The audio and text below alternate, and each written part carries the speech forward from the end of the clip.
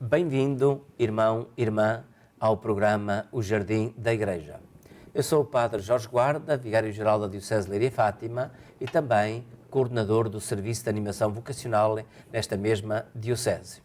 É com alegria que o saúdo neste programa e lhe agradeço por nos permitir entrar em sua casa para lhe contar ou para ajudar a conhecerem um dos muitos carismas da Igreja. De facto, com este programa Jardim da Igreja, procuramos levar até si o conhecimento dos inúmeros carismas da Igreja, a partir dos quais nasceram congregações religiosas, movimentos apostólicos, novas comunidades, associações de fiéis ou outro tipo de obras que enchem de beleza, de dinamismo e que muito colaboram para a vitalidade da Igreja e para a realização da sua missão no mundo. Em cada semana, levamos até si o conhecimento de um destes carismas e da obra que a partir dele nasceu. Hoje vamos então conhecer também um desses carismas através do carisma que deu origem à comunidade Shalom, uma comunidade nascida em África, como iremos ouvir dizer, e que depois passou para o Brasil, mas iremos ouvir contar um pouco melhor de toda essa história.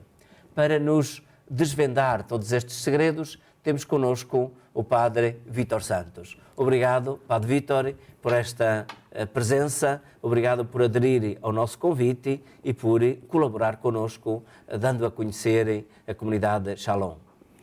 Eu é que agradeço esse convite que me fizeram, saúdo todos, cada um e cada uma que estão a acompanhar-nos neste momento, e é com muita alegria que estou aqui, porque é sempre um serviço de igreja e é por isso que estou aqui. Aprendi a servir com Jesus Cristo e na comunidade de Shalom procurei exatamente e encontrei essa alegria de servir.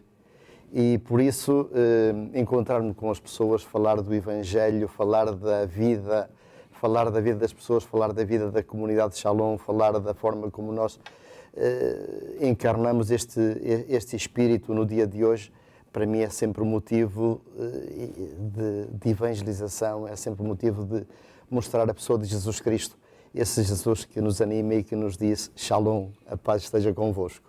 Muito bem. Padre Vítor, quem é? De onde vem, para que aqueles que nos acompanham possam conhecerem quem tem diante. Quem sou eu? Às vezes faço-me essa pergunta e como me fazem muitas vezes a outra pergunta que me fez, de onde venho, às vezes não sei responder. O meu nome é Vítor, toda a gente me conhece por Vítor, os jovens tratam-me por Vítor e por tu normalmente, porque gosto dessa proximidade, gosto de me sentir no meio deles, apesar dos meus 62 anos, eu sinto muitas vezes no meio deles e eles sentem-me como um deles. E nasci em Cabinda, lá no enclave que já estava um bocadinho fora de Angola, mas nasci lá, os meus pais estavam lá a trabalhar e, portanto, eu nasci lá. Vim para Portugal com 9 meses, fui batizado em Ceia, ali nos contrafortes da Serra da Estrela. Eu, portanto, também tenho muito daquele espírito granítico, a força do granito da Serra da Estrela.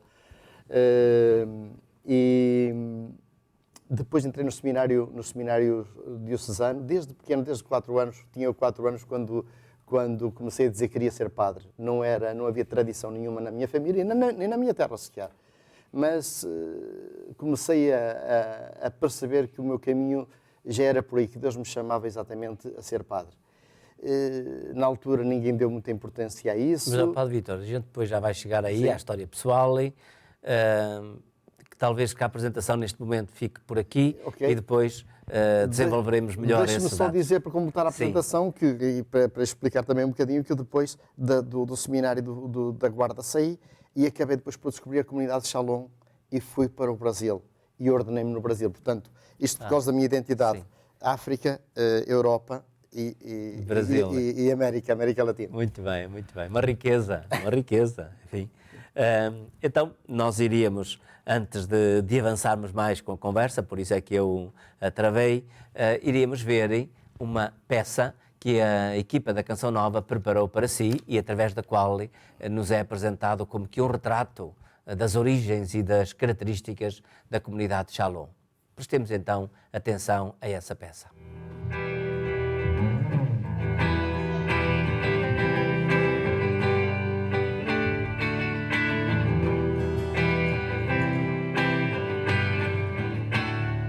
Hoje a comunidade Shalom está presente em Fortaleza, onde tem a sua sede, e Belo Horizonte, no Brasil, e em Oeiras e Braga, em Portugal. Em cada uma das suas casas, os jovens sentem-se em casa e, a partir delas, irradia um processo de evangelização dos jovens, onde os jovens são sujeitos e destinatários do processo, onde cada jovem aprende Jesus Cristo e se compromete com ele na construção do reino. Jovens a evangelizar jovens. Eis as respostas que os jovens dão ao concílio, assumindo-se como protagonistas no processo de rejuvenescimento da Igreja e da sociedade.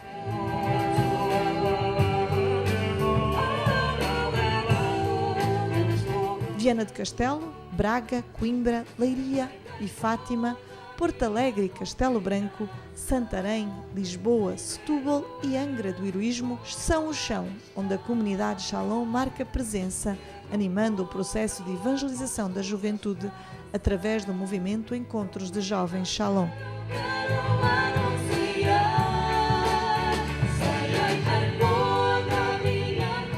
O seu carisma, a comunidade procura ser com os jovens e para os jovens, de modo preferencial, sacramento do amor de Deus, assessorando o crescimento integral da pessoa. Cultivam a capacidade de interrogar a vida e de se deixar interrogar pela vida, movidos pela inspiração do Evangelho, que nos leva à mística da transformação e libertação, como vida de partilha de todos os bens, comunidade e vida plena, Shalom, encontro com Deus Trindade, através de Jesus, que nos leva à plenitude das relações.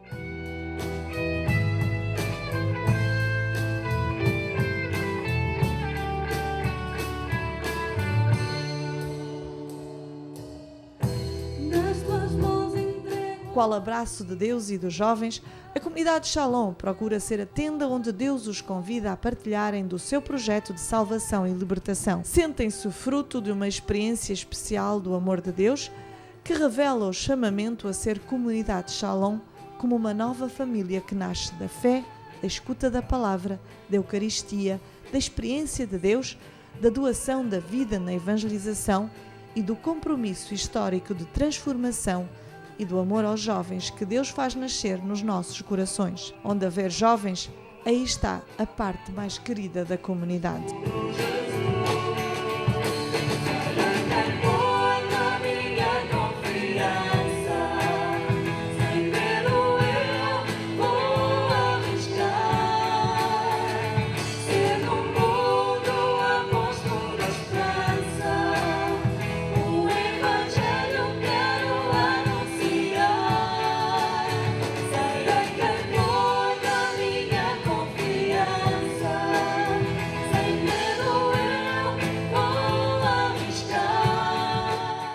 Então, Padre Vítor, depois desta peça em que nos apresenta o essencial das origens e das características da comunidade Shalom, vamos agora retomar isso numa conversa. Vimos que a comunidade Shalom surge a partir de uma figura do Padre Luís Carlos. Quem é e como vive o Padre Luís Carlos, que deu início, foi o fundador da comunidade Shalom? O Padre Luís Carlos nasceu nos Açores. É açoriano da terceira e identifica-se, ou melhor, identificava-se em toda a sua vida, se identificou muito com os Açores.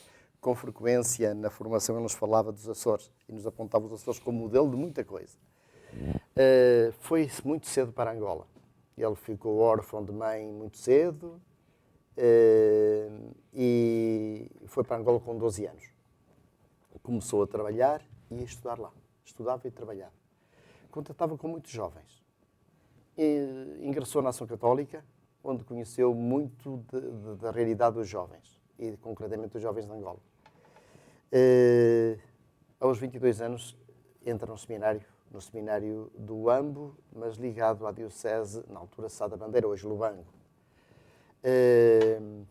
O Luís Carlos faz todo o processo de seminário, mas continua a contactar com os jovens que se encontram muitas vezes com ele e que vão perguntando, mas porquê é que a igreja é assim? E como é que se responde a isto? Como é que se pode responder a estas dúvidas que nós temos? Porquê é que a igreja não nos responde a isso? E o Luís Carlos foi, a pouco e pouco, percebendo que Deus o chamava não só a ser padre, e concretamente numa diocese, mas parecia que algo mais surgia nele. E sentiu um apelo muito grande para se dedicar aos jovens.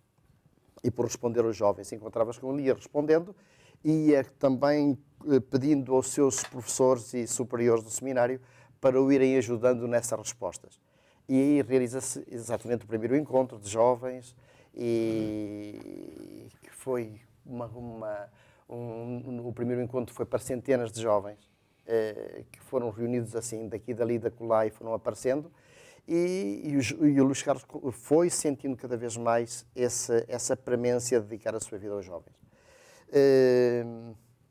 Era um contexto muito difícil por causa da guerra colonial, os jovens que tinham todos obrigatoriamente de cumprir serviço militar, e os jovens que queriam... Estávamos nos anos de 1970, 67, por aí assim. Portanto, os anos 60.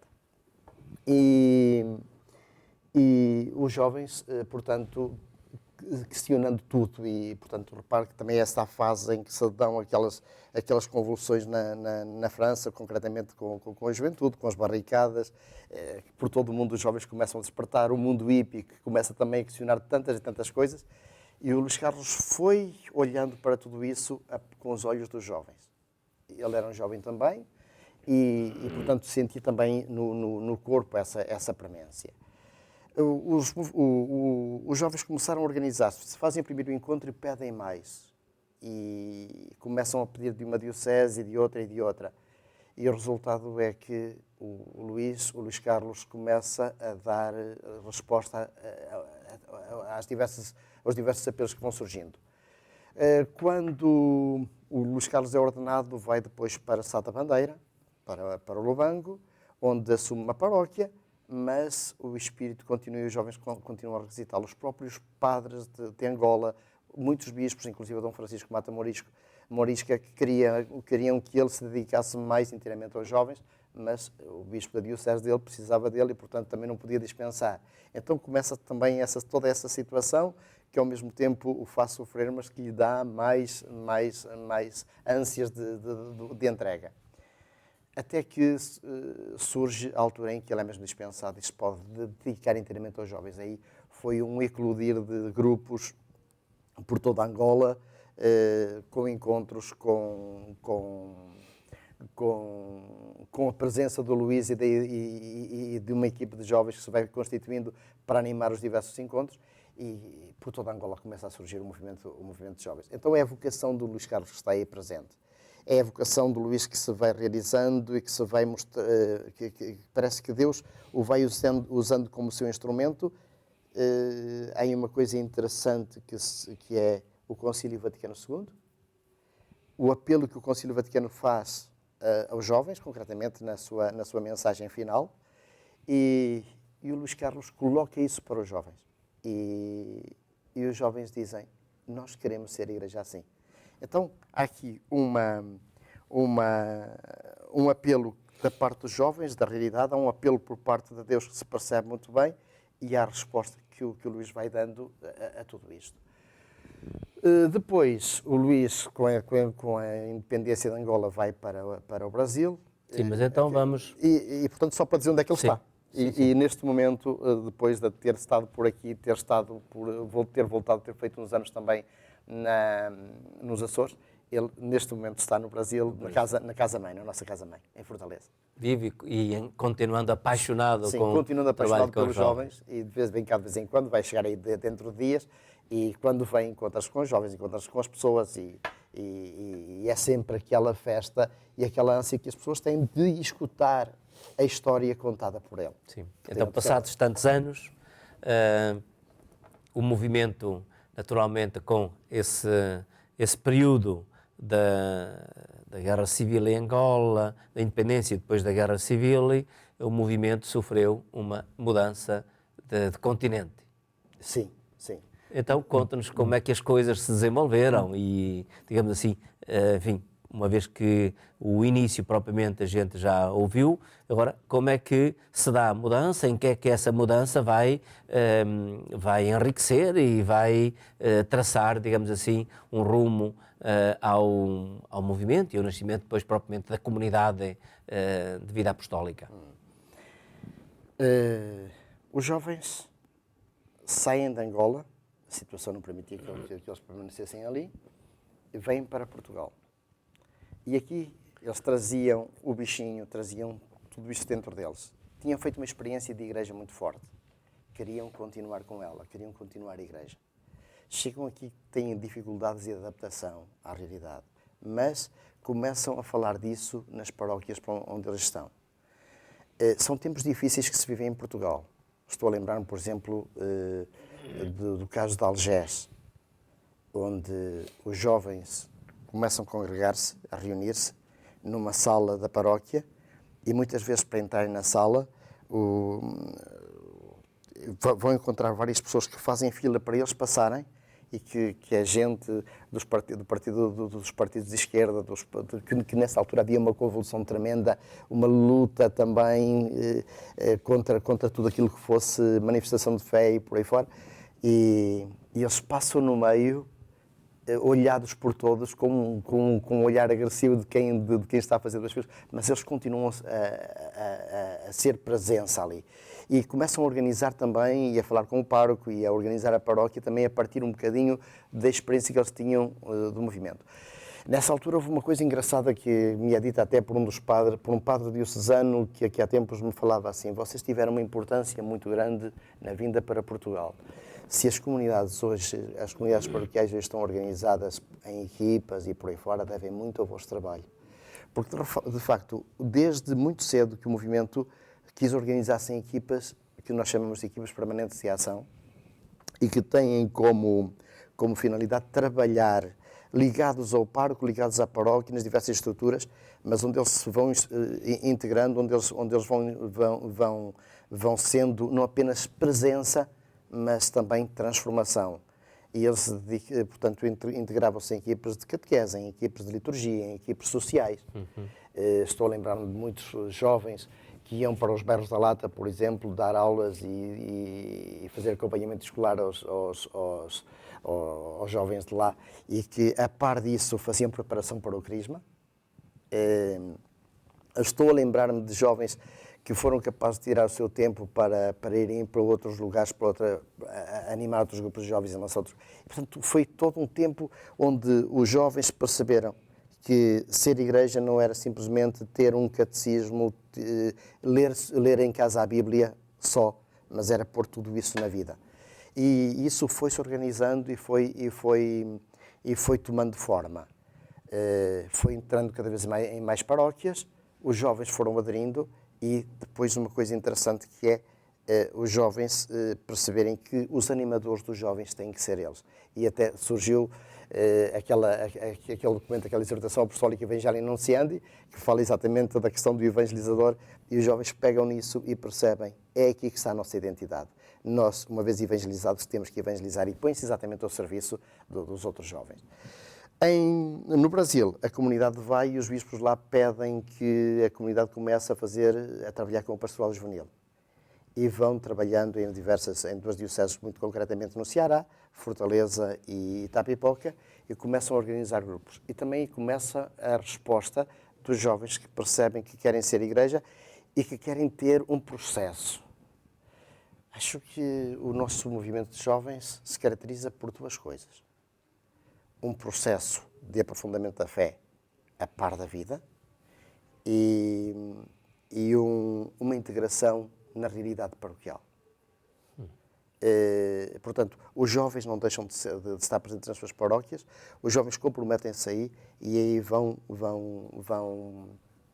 trabalhando, vão agindo, vão anunciando o Evangelho, sobretudo na linha e, portanto, numa realidade que são os outros jovens.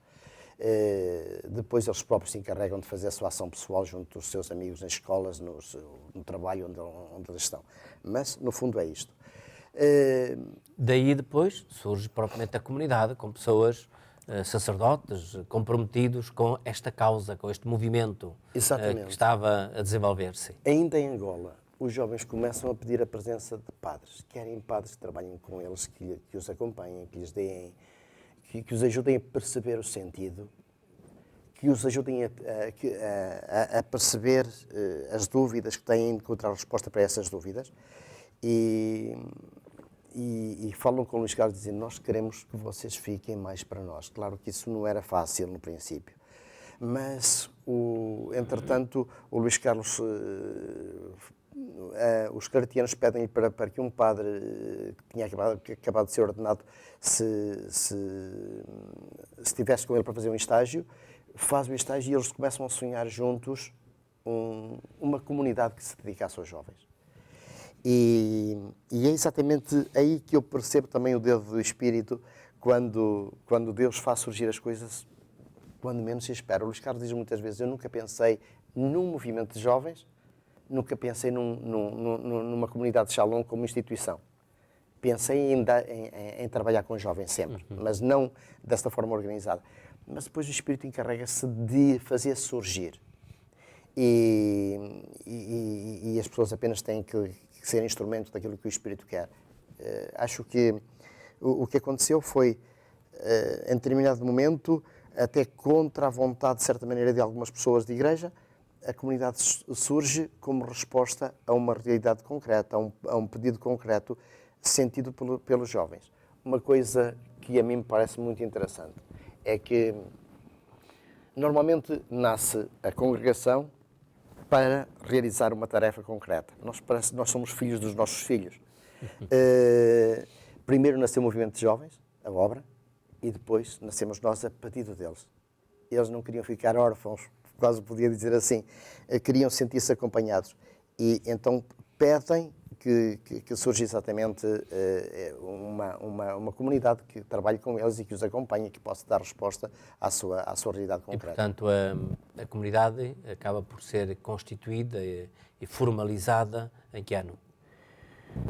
Em 83, portanto, a comunidade começou, deu os seus primeiros passos em Angola, Sim. Depois vai para o Brasil e em 83, em janeiro de 83, Dom Aloísio entrega-nos o documento de direção canónica, a nível, portanto, de direito diocesano. Como comunidade, como sociedade de vida apostólica. Portanto, nós pensámos, como eu disse, ser uma pia-união. Na altura ele diz-nos não, é como o direito fala de uma sociedade de vida apostólica, fala da sociedade de vida apostólica, isto é exatamente o que vos identifica. Isto dá-nos uma liberdade grande, sermos uma sociedade de vida apostólica, porque hoje nós estamos dois, por exemplo, na Casa do Eiras, mas eu já estive sozinho aí durante muito tempo. Quer dizer, não somos de vida comunitária, temos vida comunitária, mas se porventura um de nós tiver que ficar sozinho num local durante um tempo, pois ficará. A sociedade de vida apostólica exatamente associam-se por causa do apostolado, digamos assim. Da missão. De uma forma menos rígida do que se fosse uma congregação religiosa, propriamente dita. Hoje, onde é que a comunidade e o movimento estão presentes e ativos? Aqui em Portugal temos dois centros, duas casas da comunidade, chamemos-lhe assim. Uma em Oeiras, que é onde eu estou, mais o Padre Jorge. Agora temos um seminarista connosco a fazer um estágio, portanto, que veio de Fortaleza para estar connosco aqui, para conhecer a realidade daqui de Portugal. Portanto, somos nós dois e daqui acompanhamos 7 dioceses. Coimbra, Leiria e Fátima, Santarém, Castelo Branco, Lisboa, Setúbal e Angra do Heroísmo. Portanto, dois padres portanto, que acompanhamos estas dioceses. E depois temos uma outra casa em Braga, que está o Padre Afonso, lá em Braga, e que acompanha a Diocese de Braga e Viana. Muito bem. Comunidade Shalom, porquê este nome? O que é que ele significa? Anos 60, guerra colonial. O chão de Angola é um chão de sangue. Chão de muita lutas fratricidas,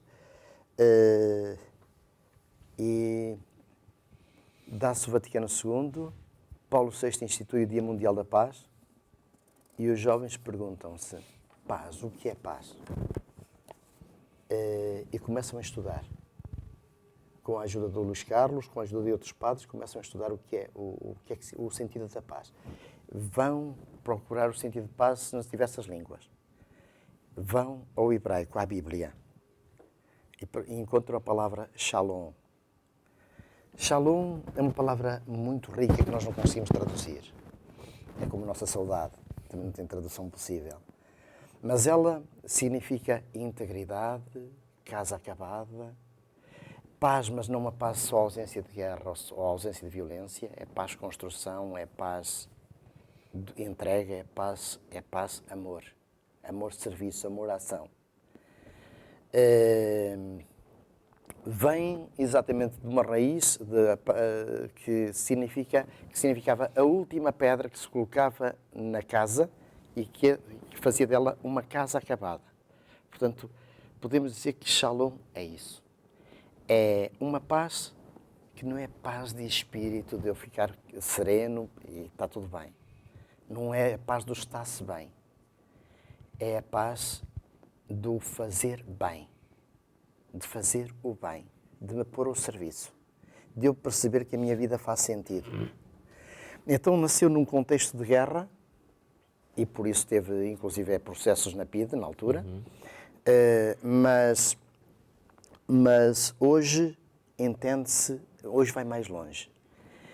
Vai buscar exatamente o sentido da integridade da pessoa que precisa crescer, que precisa, como nos desafia São Paulo, ser à estatura de Cristo.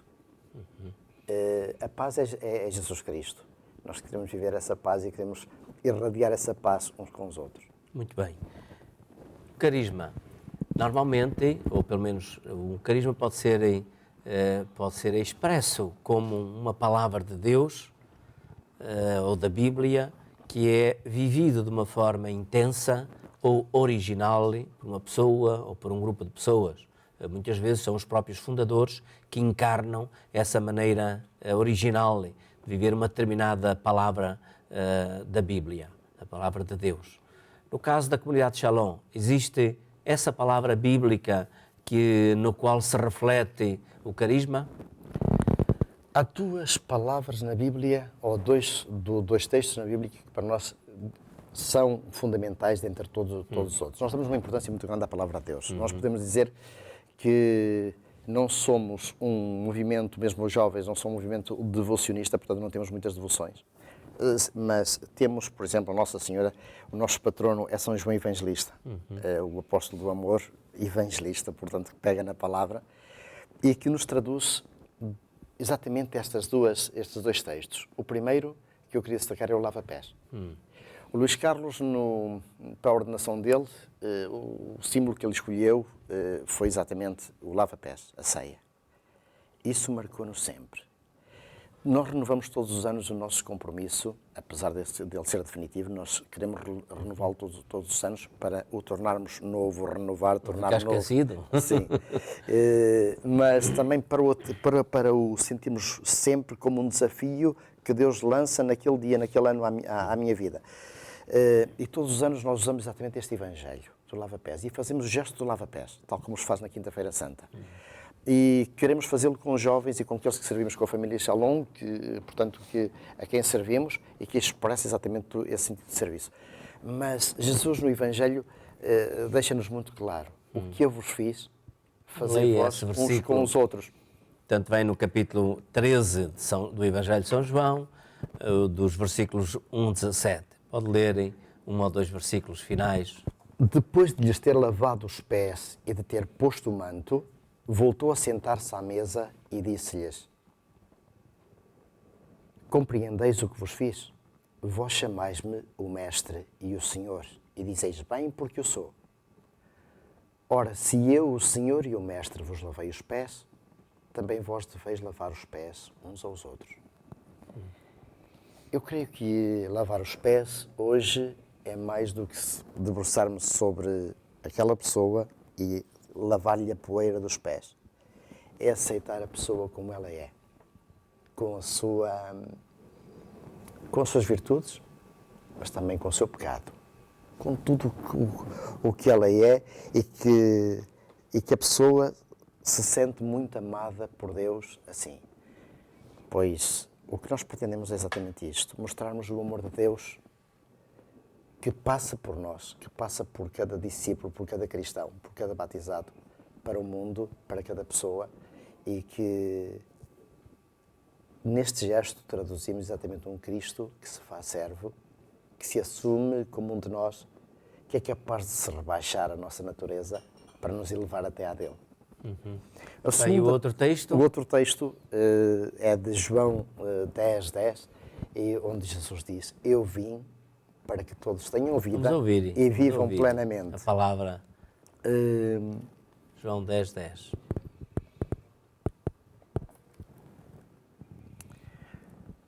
Vem na sequência do bom pastor e do mercenário.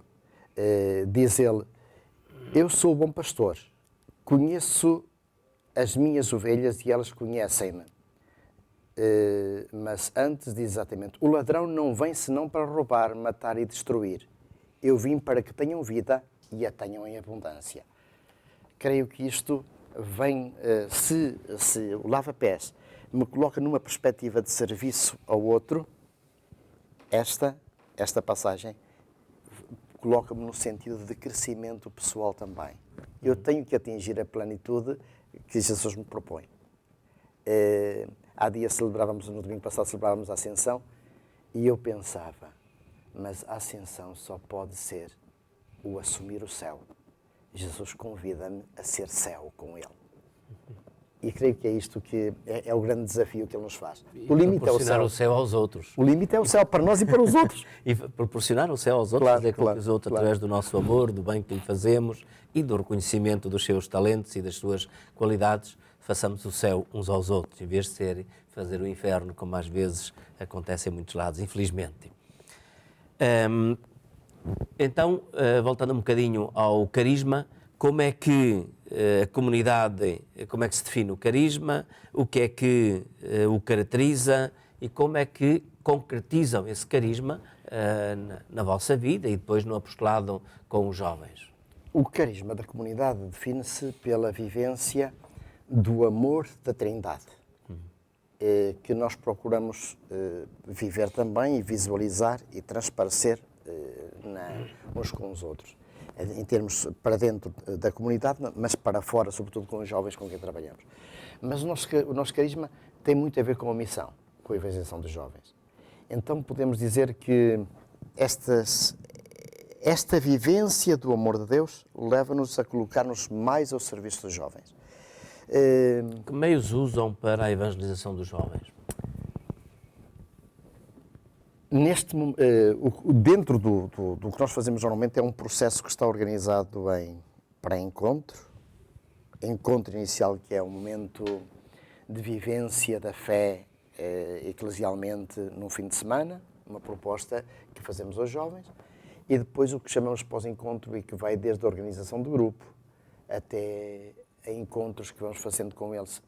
Cada semestre temos um encontro, por exemplo, espiritualidade, por exemplo, oração, vocação, pedagogia dinâmica para eles aprenderem a trabalhar com grupos e saberem o porquê, sobretudo saberem o porquê e o para quê de se trabalhar de usar as dinâmicas. Temos, por exemplo, um curso sobre lideranças, as diversas lideranças que podem surgir e como exercer a liderança num grupo cristão, até à educação libertadora de Paulo Freire, que nós, dizíamos-nos, quando morreu Paulo Freire, saía um apontamento no jornal em Fortaleza, no jornal O Povo, que dizia: a comunidade de Shalom batizou Paulo Freire, o método de Paulo Freire. Porquê? Porque pegamos nele, e pegamos num método que nós traduzimos muito simplesmente, os jovens traduzem isto muito simplesmente em ação, reflexão, ação. E o que é que nós pretendemos com isto? Que os jovens sejam sujeitos da história, que os jovens se assumam como evangelizadores, que os jovens sejam capazes de experimentar a vivência do Evangelho e a passem para os outros jovens. Então nós vamos fazendo isto num processo de, ao mesmo tempo, prepararmos os jovens para serem animadores, lideranças, mas ao mesmo tempo para eles próprios se autoconhecerem. E para isso usamos, por exemplo, o Enneagrama, como processo de autoconhecimento e como processo também de crescimento, que a par do Evangelho, a par da Palavra de Deus, eles se vão sentindo cada vez mais motivados também a crescer como pessoas. Muito bem. Padre Vítor, até agora estivemos a falar da comunidade. Gostaria agora também de saber um pouco do teu percurso. Já iniciaste no princípio do programa e agora, portanto, estás comprometido com a comunidade de Shalom, com todo o percurso inicial. Como foi o encontro com esta comunidade? O que é que nela te fascinou e o que é que te levou, de facto, a descobrir nela a tua vocação e o empenho apostólico nesta comunidade? Quando saí do Seminário da Guarda, senti uma revolta muito grande, porque eu sentia vocação para ser padre, mas não havia possibilidade de ser padre ali.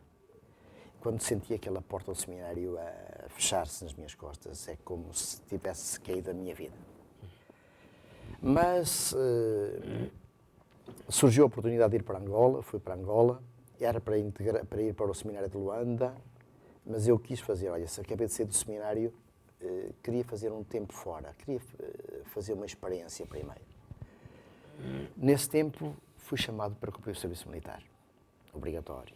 Então digo, olha, foi tudo por água abaixo. Engraçado que eu não queria cumprir o serviço militar, não concordava, não me via como militar. Mas Deus fez-se valer exatamente daquilo que eu não gostava para me ir buscar. Foi quando eu estava no Luís, em Carmona, na altura, que eu conheci a comunidade de Shalom. Um padre amigo diz-me, olha, surgiu agora uma coisa nova, ele sabia da minha ânsia de ser padre. E diz-me, porquê é que tu não vais conhecer? Vem connosco, vamos participar de um curso, que era exatamente um curso de Educação Libertador. Vem conhecer, e quem sabe? E eu conheci, vi, participei do curso e senti um entusiasmo enorme. E logo ali eu disse, olha, eu quero conhecer-os melhor. E ele, o Luís Carlos, sobretudo, conversou bastante comigo e diz-me, olha, vamos fazer um processo. Era para ter ido para Nova Lisboa, onde a comunidade estava na altura, portanto no AMBO, mas acabei depois com a descolonização, tive que ir embora também. E um dia fui convidado para participar do encontro em Braga. No encerramento, quem é que estava lá? O Luís Carlos e a comunidade de Shalom. Pronto, foi o reencontro. Nunca mais nos perdemos de vista, fui sendo acompanhado por eles e depois resolvi mesmo retomar os estudos ainda em Braga, na Faculdade de Teologia de Braga, fiz a filosofia ali e depois fui para o Brasil para entrar na comunidade de Shalom. Encontrei o meu sentido de ser igreja, aquilo que eu ansiava há muito tempo, descobri exatamente na comunidade. A forma como a comunidade vivia, a forma simples como nos relacionávamos, a forma como nos dedicávamos e como vivíamos o trabalho com os jovens, a forma como os jovens se sentiam na nossa casa como se estivessem na deles. Uma casa aberta, onde os jovens têm espaço, onde eles dizem é a nossa casa. Tudo isso me foi encantando, me foi entusiasmando e me foi fazendo descobrir que ser igreja, a forma como Deus me queria que eu fosse igreja, era mais do que, viver assim numa paróquia e por aí fora. Então, fui-me integrando, fui-me entregando de alma e coração, até que fiz o curso de Teologia e ordenei-me em Fortaleza. Mal me ordenei, fui colocado aqui em Portugal e aqui estou. Aqui estou não, porque entretanto já andei por Belo Horizonte, já andei por Fortaleza de novo, já andei por Espanha inclusive, mas agora estou aqui há 15 anos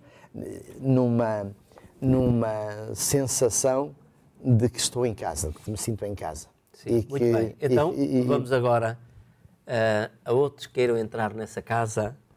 Quais são as características, quais são as condições que alguém queira participar desse movimento ou encontrar propriamente a comunidade deve possuir? A primeira coisa que é necessário é amar muito Jesus Cristo e sentir-se muito amado por Ele. Essa é a primeira condição. A segunda condição é amar os jovens. Os jovens são o nosso carisma, são a nossa missão. É para isso que nós existimos. Então, é preciso que seja gente que tenha coragem de pegar nesta faixa da realidade que são os jovens, que é tão difícil, porque todos os anos mudam.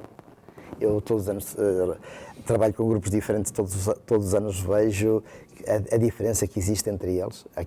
Há uns anos atrás os jovens mudavam de 25 em 25 anos, depois eu comecei a perceber que era de 15 em 15, 10 em 10, 5 em 5, agora cada grupo é novo. E nós sentimos que temos que nos adaptar a eles, não são eles que têm que se adaptar. Todos os dias. Todos os dias temos que aprender. Padre Vítor, estamos mesmo a chegar ao fim.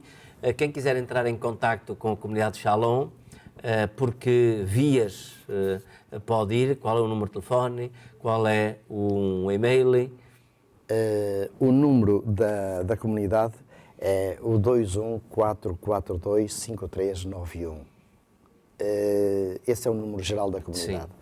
Mas depois tem o meu contacto de e-mail, o vitor@comunidadeshalom.org, ou tem também do Padre Jorge Benfica. Ele é Benfica de nome, mas também é do clube. jorgebenfica@gmail.com. Sim. E hoje em dia, através da internet, também é muito fácil depois clicar e encontrar. Basta ir a shalom.pt e encontra, ou então comunidadeshalom.org, que nos encontra no site da comunidade. Sim. Muito bem, estamos a terminar. Obrigado pela presença e por este desvendar cheio de entusiasmo, cheio de alegria do carisma e das atividades e da espiritualidade da comunidade Shalom e de todo este apostolado com os jovens para os fazerem descobrir e encontrarem essa paz com o sentido profundo que acabaste por explicitar. Por isso, obrigado e os melhores votos para o crescimento da comunidade e de todo o movimento. Eu que agradeço esta oportunidade, um bem-aja para vocês e a todos aqueles que me escutaram, e estamos disponíveis, se precisarem do nosso serviço, é para isto que nós estamos aí. Certo. Obrigado também a si que nos permitiu entrar em sua casa para lhe oferecermos este dom do carisma da comunidade Shalom e de todas as esperanças que uma comunidade como esta e um movimento como este para os jovens nos fazem encontrar. E vou então invocar a bênção de Deus sobre si e sobre todos aqueles que estão em sua casa, no desejo de que essa paz, essa bênção seja portadora da paz, do Shalom de que falávamos aqui neste programa. O Senhor esteja convosco. Abençoe-vos Deus Todo-Poderoso, Pai, Filho e Espírito Santo. Amém. Fiquem em paz e até o próximo programa, se Deus quiser.